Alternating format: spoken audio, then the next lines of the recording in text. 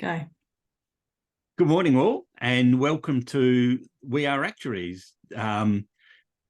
It's not Julia leading it. You can see her on the screen there. It's Stephen Huppert here. Some of you will have met me before. I've been on a couple of Julia's podcast videos. And the last conversation we had, I suggested we turn the tables. And the audience, I'm sure, the listeners would love to hear a bit about Julia Lessing, who's behind this great series of chats with actuaries. So welcome to your own video, Julia. Thanks, Stephen. It's really fun to have the tables turned today. It feels a little bit strange, but having interviewed you before, it feels kind of familiar, and I'm really looking forward to this conversation. So thank you for the opportunity, and thanks for offering to interview me for the podcast as well.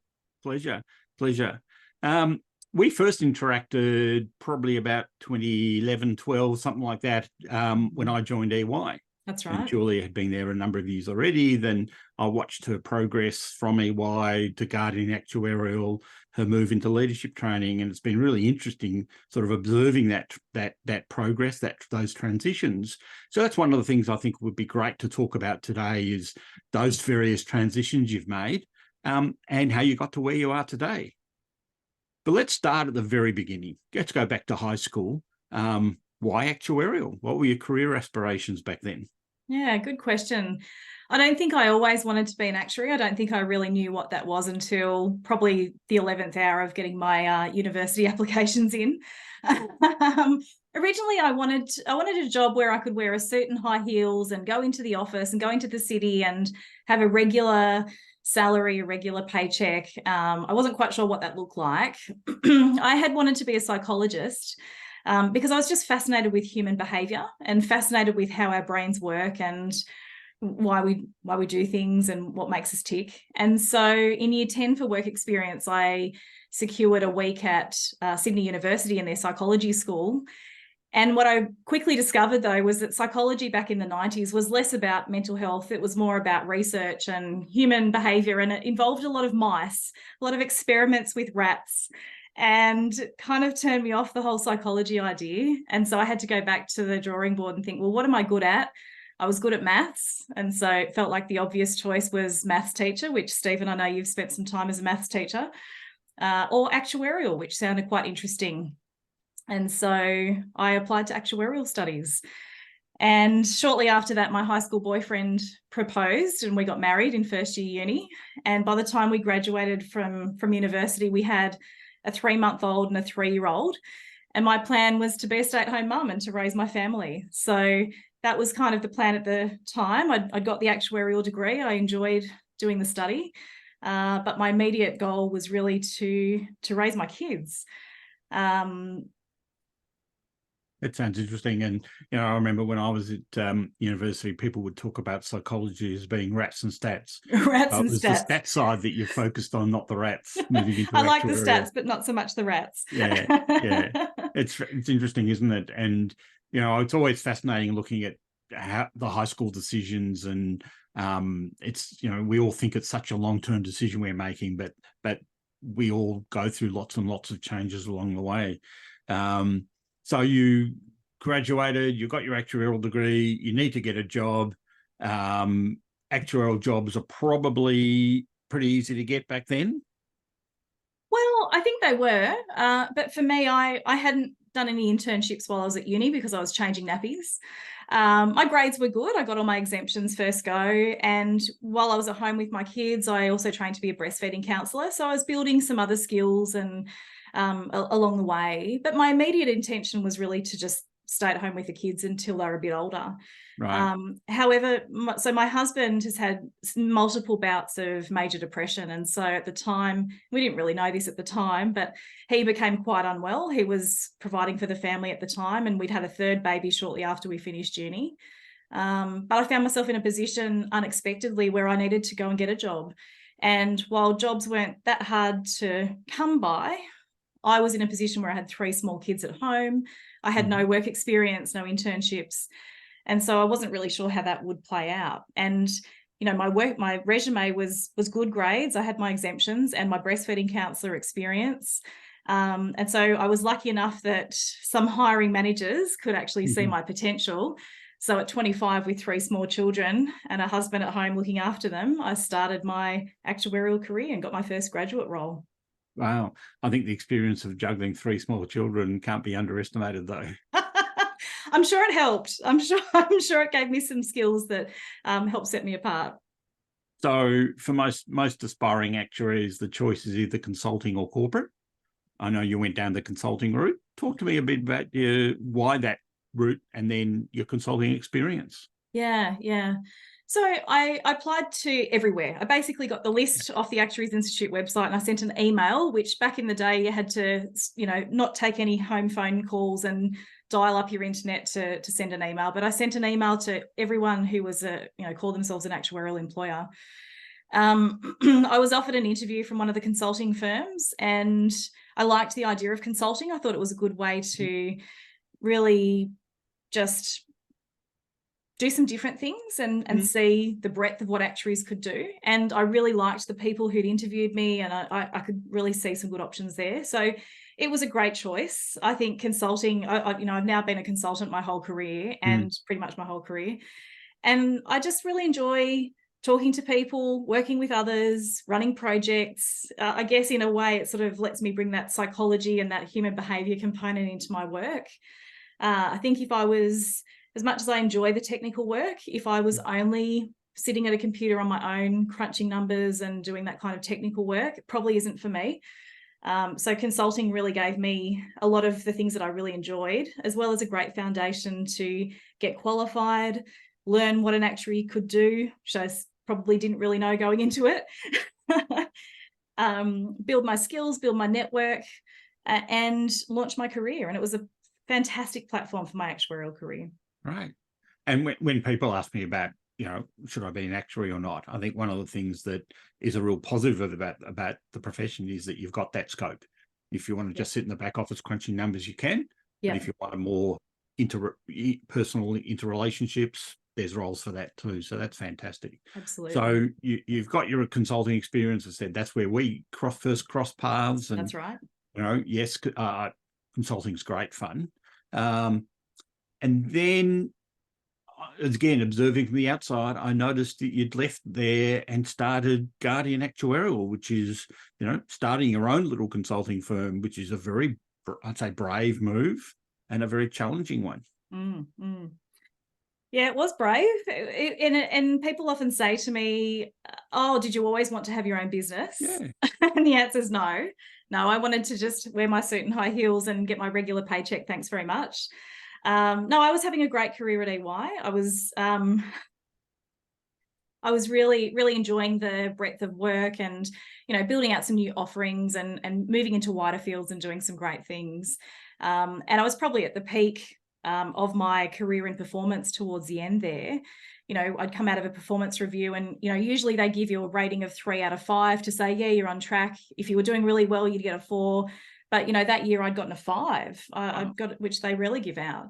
So I was really, really thriving at that point. But then something changed, and I think to this day I still don't really understand what happened. But the senior leader I was working with after that roundtable just sort of withdrew support, and I found myself just not really able to do my job. I found myself feeling like I didn't know where I stood. I felt unsupported, and I didn't have the tools I needed to continue to be successful in that role. And I tried to tackle it directly. I tried to tackle it indirectly by talking to other people, other senior people, and we just weren't able to figure it out. So I found myself at a point where I just had to find something else. I had to end that chapter. And at the time, my husband was not working, and we had 4 school-age children at home. And so as much as I would have liked the luxury of a bit of time to figure out what I wanted to do with that next role, I just didn't have that. I had to put food on the table, I had to pay the mortgage, and I needed to find something else. So I dug deep and I thought, well, what does this next chapter look like? Because until then, that was the only workplace I'd known, really. And so I did maybe what a good actuary would do, and I built a matrix. Very actuarial way of dealing with the issue. I brainstormed all of the possible options, which were, you know, going to another Big Four consultant, going to a corporate role, doing some teaching, going back to study myself, having some time off with the kids. And the final option, which I'd kind of included for completeness, was starting my own business, which at the time was, I think I was calling it We Are Actuaries. And so I had my options as my rows, and then my columns were things that were really important. You know, I needed to make money. I needed to be in a place where I was learning, because that's one of my values. I needed to be somewhere where I could use my actuarial qualification, which was one of the assets I had. And so I built this matrix, and then I just scored each of those options, 1, 2, 3, high, medium, low, and added them all up. And to my surprise, We Are Actuaries came out on top. And so that's when Guardian Actuarial was born. And imagine the concept, as you said, it wasn't something you were expecting or planning to do, start your own business. And it takes a lot more than just deciding to start your own business to do so. So, Right. And especially coming out of an environment where I'd imagine your self-esteem had suffered, you're questioning yourself. To go from that to your own business would have been a very challenging, a very confronting period. It really was, Stephen. And if I look back over the course of my life, it was probably one of the most challenging periods I've been through. And somehow I managed to really dig deep and get the energy and adrenaline that I needed to keep moving forward. It's probably the way I'm wired, though. I know not everyone's wired that way. But when things get tough, I spring into action. Okay. And so, you know, but I tapped into those assets that I have. I tapped into my strengths. I'm organized and I'm, you know, action oriented, but also the people around me who could help. And I sought independent sounding boards so that I could sort of test my thinking. I had to make a quick decision about what to do next. I had to be bringing in some money. And so I drew on the networks that I'd been building. I drew on the skills that I had, and I talked to people around me who were able to help me, and just sense checked that decision, and I just executed that plan. You mentioned the assets, the people, the networks you had, but it sounds like from what you said earlier, you probably don't appreciate it, but also the values that you've got. Right. And being clear on your own values, I think, helped too. Yeah, I think so. I mean, I even included those values in the matrix too. Yeah. So knowing what was important to me, knowing what I needed for that next role, what were the essential and desirable criteria, I included all of that in there. And I know from previous conversations, Guardian Actuarial was very much focused on social services, using your actuarial skills to help people and doing it in slightly different ways. You may have had a couple of traditional actuarial assignments during that time, but a lot of it was what people say is non-traditional actuarial roles. And from what I gather from observing the outside, it seemed to be going well. You had people working for you at different points in time. And then next thing I noticed that you're running leadership training. Yeah. Where did that come from? Yeah, great question. So you're right. Guardian Actuarial started as a consulting business, helping senior leaders use data to solve complex people-oriented problems in the social services space. So our clients were largely state government agencies. We did a lot of work in child protection. We did a lot of work in public health. And as we got, and you're right, we had people working with us. I had staff, I had subcontractors, I had other people in my network who were wanting to collaborate and do some really interesting things. And some of my absolute career highlights have been projects that we've done for public health under the Guardian Actuarial banner. And then the pandemic hit. COVID hit. And so, you know, this is not a unique story to me. So many of us have had to pivot through the pandemic. And so I found myself running a small consulting business, largely to state government. And all of a sudden, state government's priorities were not around engaging small consultants. They were getting some of the bigger consultants to do some of the bigger projects, but our work was not high on their list. They were dealing with the pandemic, and rightly so. And so I found myself in a situation where, again, my husband was experiencing another bout of depression. So he was at home and not able to work and not able to do much in terms of supporting the income producing activities of the family. I had 4 kids who were much older at that point, who were all of a sudden at home, had a full house. One of them was living independently with her partner. So we were also trying to provide some remote support to them. and I had a foster child full time. So I had a full house, and it was all up to me to make sure that I was still putting food on the table and paying the mortgage. And so without that consulting income, I needed to do something, and I couldn't leave the house. So I really needed to think again about, well, what was I going to do to generate an income for my family? And the leadership program ended up being the answer to that. And for people who aren't familiar with it, the leadership programs focused on sort of younger actuaries in their first step into management. Right. So it's a 3-month program. It's a publicly available cross-company program. So you've got people coming from different companies, which is great networking. They come along, we work together over 3 months, and it's really aimed at helping prepare them, or sometimes retrofit the skills they need because they've already made that step into management, with the foundational skills that they need to be successful team leaders. Project management, delegation, self-care, practical skills, and qualities as well that they need to be successful in that new role, because it comes with a whole new requirement. It certainly does, and they're things that people are expected to just know how to do. Yeah. And I think, I've heard you say previously that you get promoted as an actuary because of your technical skills, and not necessarily because of your leadership or management skills. Yeah, that's right. We often get promoted because we're great technical actuaries, but then we become a team leader and we need a whole new set of skills. And the technical skills, we're not doing the technical work, or not most of it, but nobody really prepares us for that.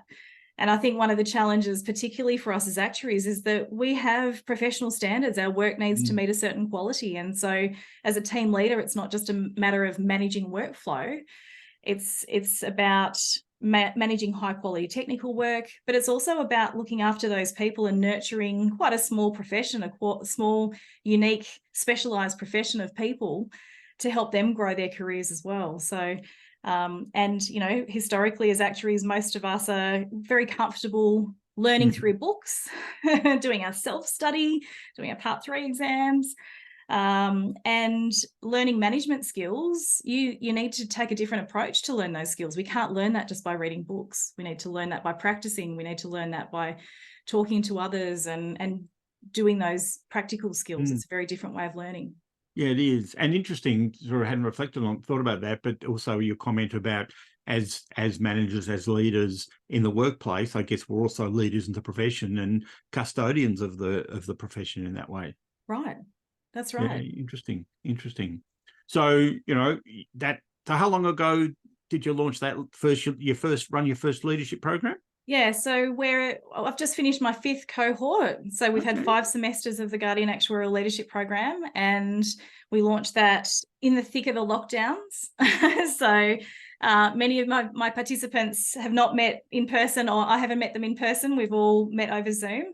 But actually at that point, that was a really useful opportunity for many actuaries who were, back in their 1-bedroom flats or back in their bedrooms at home, and not able to get out to networking events, not able to go to the office. And so we were able to provide an opportunity to connect people virtually across different companies, to share ideas. This is how we're using Teams. This is what we're doing at work. This is how we're staying connected. And so I think it was a really great opportunity for people to share their ideas. It was very important at the time.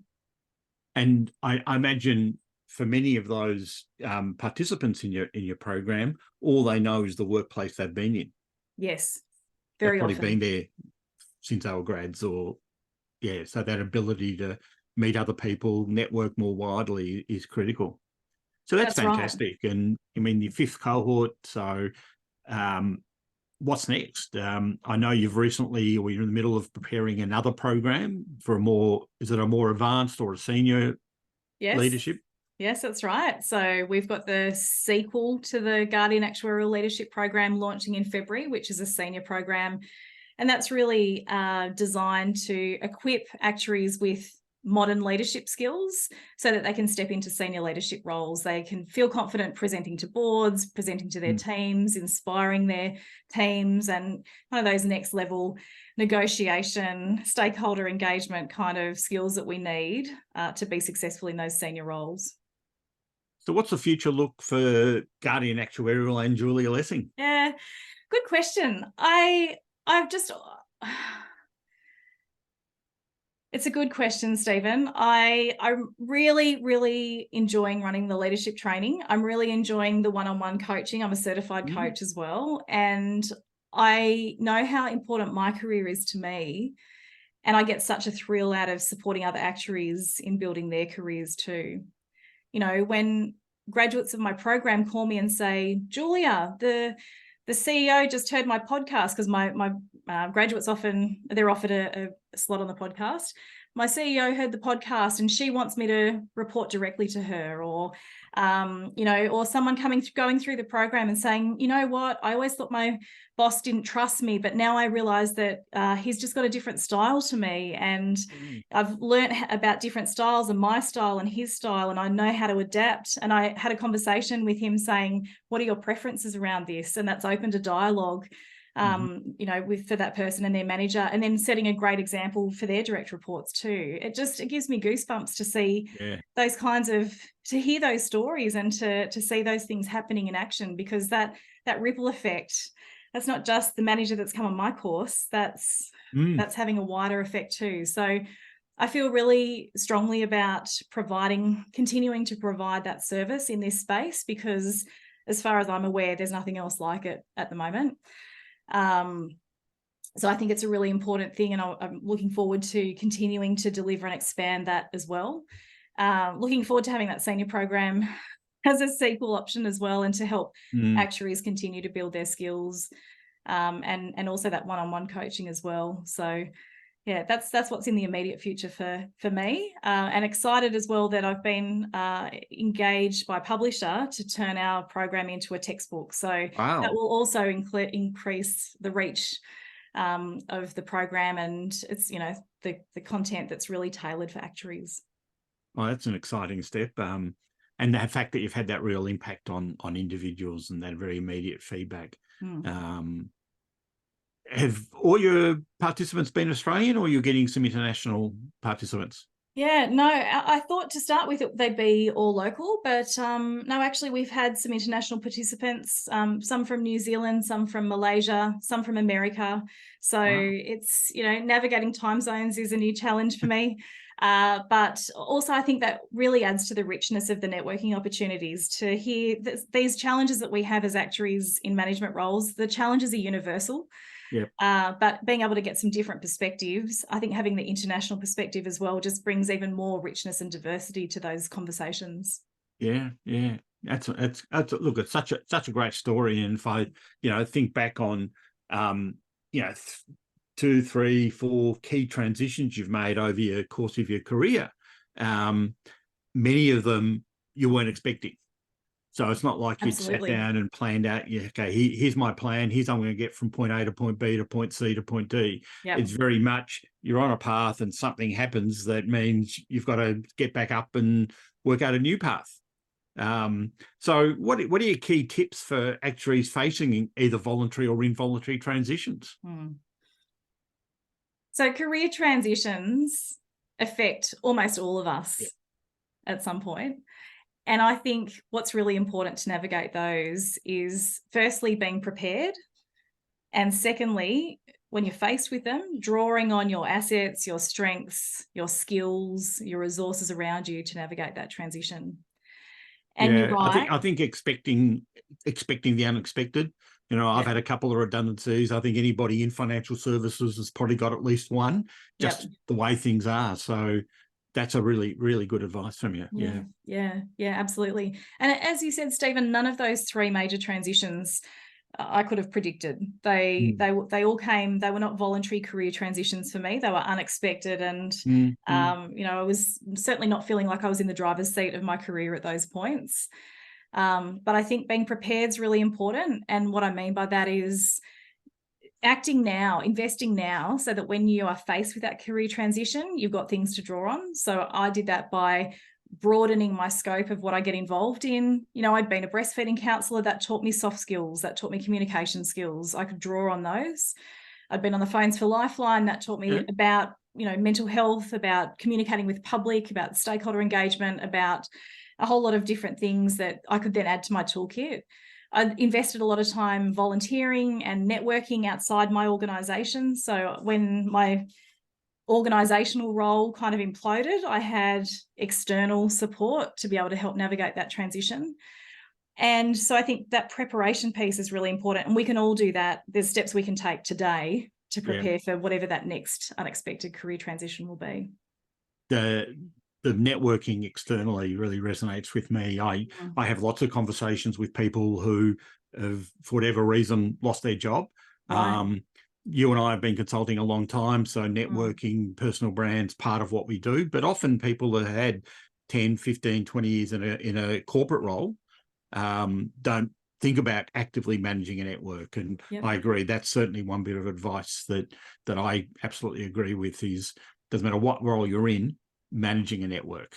Yeah, that's right. And I think, there's a saying along the lines of, when you need a relationship, it's too late to build it. So I think you do need to build those in advance. And I don't build relationships or network. I'm probably not as strategic as I could be. My approach to networking is just spending time getting to know people that I enjoy spending time with. And so, because I think, what's the point in building a network of, people that you don't like? Why do you want to create more opportunities to work with people that you don't like? So that's really been my approach, and it's paid off.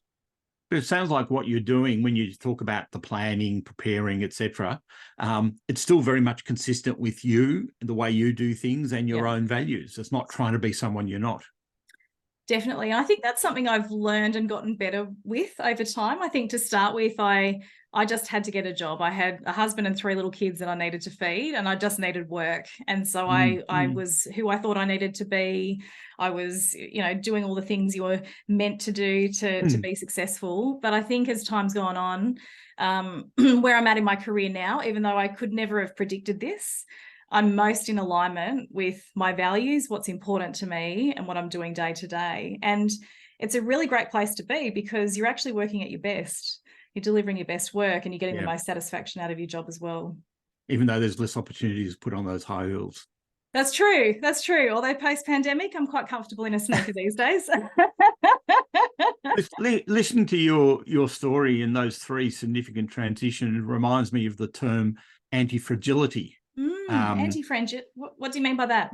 It's a term that was developed by Nassim Nicholas Taleb, and some people may know him from The Black Swan. He wrote a book called The Black Swan, and he really popularized that term, which we all refer to a lot now. And the book that he wrote following The Black Swan was called Anti-Fragile. And he sees anti-fragile as not just resilient, being able to cope with uncertainty and shocks and stresses, but to be in a state where you can actually thrive in an uncertain world with stress and with shocks. And so I think that, it sounds like, as I'm listening to your story, from the very beginning, you've been very anti-fragile. So you haven't just survived those shocks, but you've actually found ways to thrive, whether it was getting your job as a consulting actuary, setting up Guardian, dealing with the pandemic. Each of those, you haven't just survived them, but you've actually thrived once you've dealt with those shocks. Yeah, thanks, Stephen. I like to think so. And I like the term anti-fragility. I think no one would describe me as fragile. So anti-fragile, I like that. And if I reflect on how I've built the things to support that anti-fragility, I think it comes back to what we were just talking about around, building assets. So getting your actuarial qualification, no one can take that away from you. That's an asset. But knowing what your strengths are, I'm organised. I am a planner, which kind of makes these career transitions even harder. But, knowing what my strengths are and my values are, and then continuing to build. That lifelong learning, I think, is so important. Keep staying relevant, future-proofing your career, building new skills as they evolve. I mean, having a podcast wasn't something that wasn't even a thing when I started my career. So I think and now it's a really important part of my role. So I think, just staying open to those new opportunities, continuing to learn, continuing to build those networks. And listening to your story, it reminds me of the quote from President Eisenhower that plans are worthless, but planning is everything. And again, I think, you're really an embodiment of that, and you talk about your detailed and your planning approach and your methodical approach, and you've actually managed to take each situation that you've been in and how can I use that? Yeah.